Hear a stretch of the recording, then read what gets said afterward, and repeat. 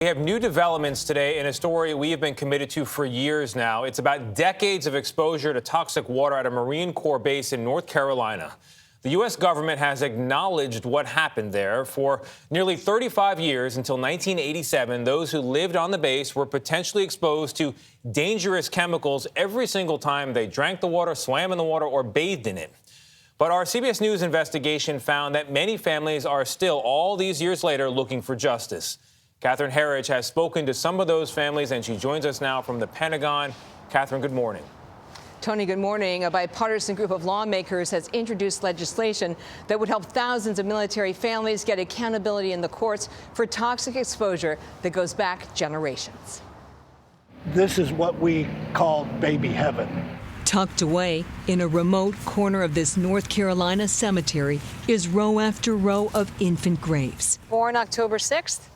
Died October 7th, born October Retired 6th, drill instructor Jerry Ensminger was among the first to call out the Marine Corps over toxic drinking water at Camp Lejeune, which is just down the road from the cemetery. What killed all these children?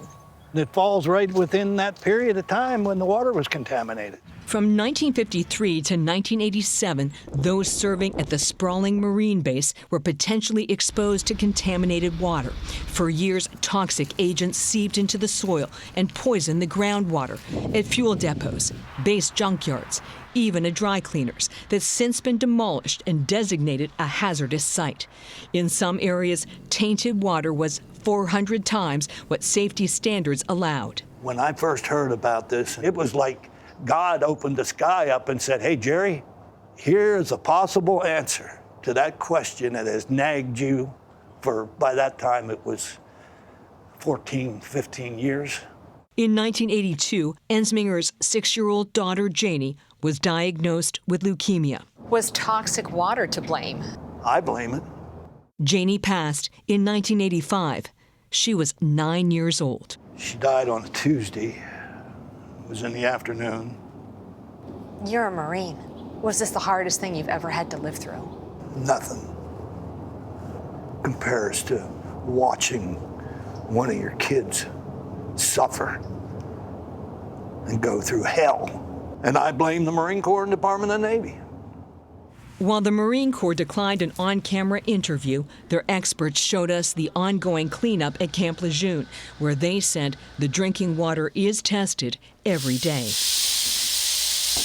But 40 years ago, at this base housing, known as Tarawa Terrace, the water was not safe.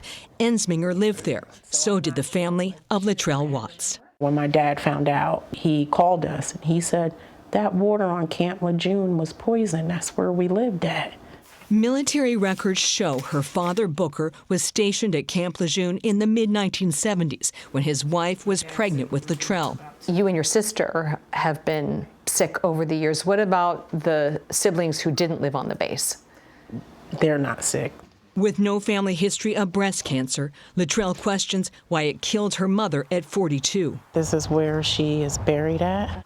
And Latrell says she struggles with chronic anemia and reproductive issues. The clock ran out on these claims because the United States government concealed it. Now the government is saying, sorry. Senator Richard Blumenthal introduced the bipartisan Camp Lejeune Justice Act that would address what senators call unfair legal barriers that block military families from suing the government. How many people are we talking about?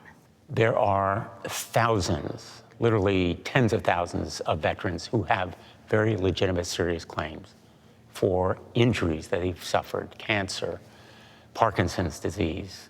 Decades after Camp Lejeune in Hawaii last month, the Navy says 4,000 families moved into temporary housing after contaminated water was discovered. Our children haven't bathed since Saturday. We have been bathing out of bottled water. An environmental research group reports 385 military sites have contaminated drinking water or groundwater. A senior defense official told CBS News they are working with the group to determine the most accurate data. The Pentagon ought to do a national audit of all its bases to determine where there may have been contamination, where it continues, and what can be done to stop it. I mean, if this would have been a corporation that did this, their asses would have been in in court decades ago. Now working with the law firm, Latrell Watts is putting her faith in the pending legislation and working through her own pain by writing poetry. The babies of Camp Lejeune that lay in their grave, that did not enlist, but was kissed with the poison. Who will lay the claim? Who will take the blame? A senior defense official tells CBS News they're running hundreds of investigations to make sure the water is safe at military bases, and they're committed to be more transparent in the future about their findings and the actions they take, Nate. Catherine, thank you. Now, you can't repair the damage that was done, the lives lost, but if there is an acknowledgement of wrongdoing, you can help these individuals. Well, I think they're looking for more than just "I'm sorry" at this point. Yes. Right. I mean, Yeah, they want answers and they want accountability. Just a specificity, the father saying his daughter died on a Tuesday. It was in the afternoon, and all these So years painful. later, his pain is still palpable in the poem that she just wrote. Right. Just the fact, guys, that there's a grave that they call baby's heaven Oh, I know. means there's something very wrong here. And you can right these wrongs. Yes. That's for sure. All right.